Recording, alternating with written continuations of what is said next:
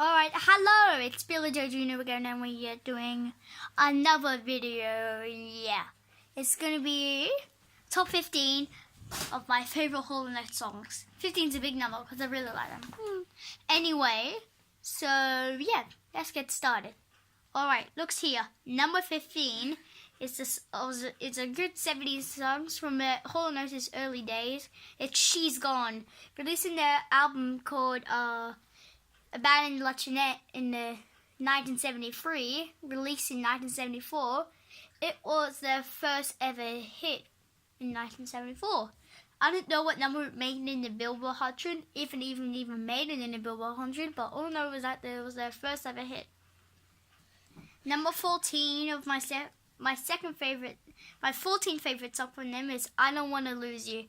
It's from their album Along the Red Ledge. It's a good album with lots of good songs, so get it. It's good.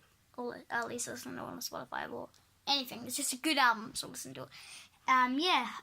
There's also the 7 remix of it, which is also really good. Number 13 is my favorite Hall and Oates cover that they made. It's You've Lost That Love and Feeling. Originally made by the Writers Brothers in 1964 or the mid-60s, I can't really remember. This song was covered many times.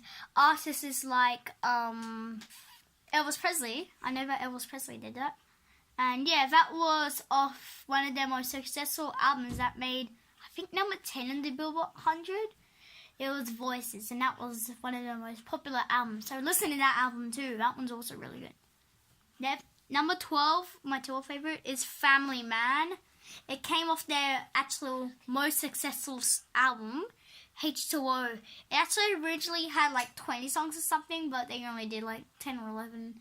The album was still extremely good, and their most popular song was in it, Man Eater. Now, Man Eater was a really good song, so listen to it. And so is Family Man. Family Man is pretty awesome too. Also, 101, so much more. It's really good songs. In fact, my number 11 is 101. Yeah. Also released in H2O 1982. This song was also a major hit. And I don't know what number it made it to, but this was a hit. 101 was. Yeah. Number 10 is actually It's a Laugh. It's a Laugh was one of my favorite songs from the 70s by them, which is also one of my videos coming soon, which is probably in about, yeah. And it's a Laugh. It was their most popular song from their leading album, Along the Red Ledge, like I already said before. It's a great song and it's really good, so I think you should listen to it. It has a really good saxophone solo at the start too, so yeah. You probably would believe me, I'm sorry, but number 9 is Kiss on My List. It's a really good song, being one of I think their lead single of Voices in 1980. It reached number 1 on the Billboard 100 for 2 weeks. It was a very famous song now, and I love it so much, but I don't know why it's number 9, so yeah. No, and it was actually their second number 1 single. Their first number 1 single is coming soon in my list. You probably don't know it, but yeah. Alright, alrighty. So the next one, number 8, it's Out of Touch. It was possibly their last ever hit that made the top 40 because that song was released in 1984 out of their Big Bam Boom album. It's a really good album too, so you should see that. Coming second might also be Possession Obsession, which is also sung by John Oates, for a change. Oh yeah, and You've Lost That Love and Feeling, sung by John Oates too. Anyway, so yeah, it was also their 6th number 1 single. And yeah, so Out of Touch is a really good synth pop song. Yeah, it's awesome. So yeah, number 7 is, obviously, I Can't Go For That Now I Can Do. It's a really good song. It has that like smooth R&B sound and pop and maybe blah, I don't know. It goes for 5 minutes and 7 seconds, and I think it was their 4th number 1 single, I don't know. It came off their 1981 album Private Eyes, and also their most popular song on that album will come in a second, literally, in a second. No, not in a second, but Sorry, be in a second. Anyway, number 6 was Man Eater. Now, Man Eater was their most popular song. It was huge in England and America. I think it reached number 4, 3, 10, 9 on the Billboard Hot 100. I don't know, but it's a huge song and it was really big in England.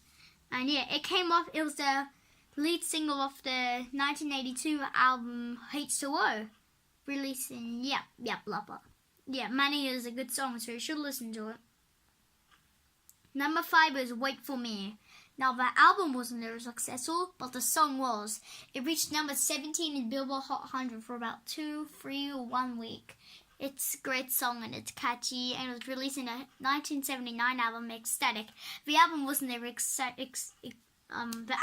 very good, and successful, but the song was. It was possibly the most famous song in that year. Yeah. Now we're getting closer to number 1. Number 4 is Say It Isn't So. It was released in a special hits album with 2 of their new songs, Rock and Soul Part 1. Another extra song from that album is Adult Education. Now, this album was released in the autumn of 1983, I'm pretty sure, I can't remember.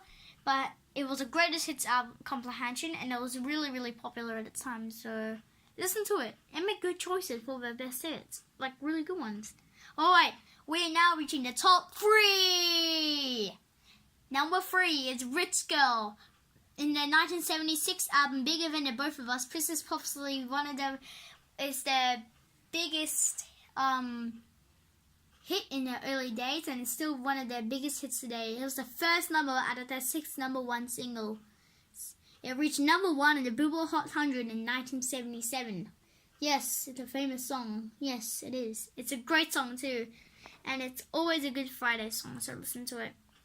Now, number 2 is Private Eyes. Now, this is a great song. It's extremely catchy, awesome, and the album is perfect too. It reached number 1 in the Billboard Hot 100 and number 2 as well. And yeah, the album was very successful as well. Also containing some of my favorite songs, Your Imagination, I Can't Go Through That No Can Do, and the obvious song, Private Eyes. Now, this is a really good song, and it was my favorite song when I was young girl, when I just discovered Hall and Oates. Now, there's only one song left that you could think of, and it's You Make My Dreams. Although it didn't make it in the top six number 1 singles, it still reached number 5 on the Billboard Hot 100. And the song is a really good sporting anthem, and it's really awesome too. It's good. It's a good song. So I guarantee you to see it. And it's awesome. Now, thank you for watching, and I'll see you in my next video. This video is a really long one. I apologize. Sorry. But I'll see you in the next video. Goodbye. Bye. Bye. Remember to always subscribe now.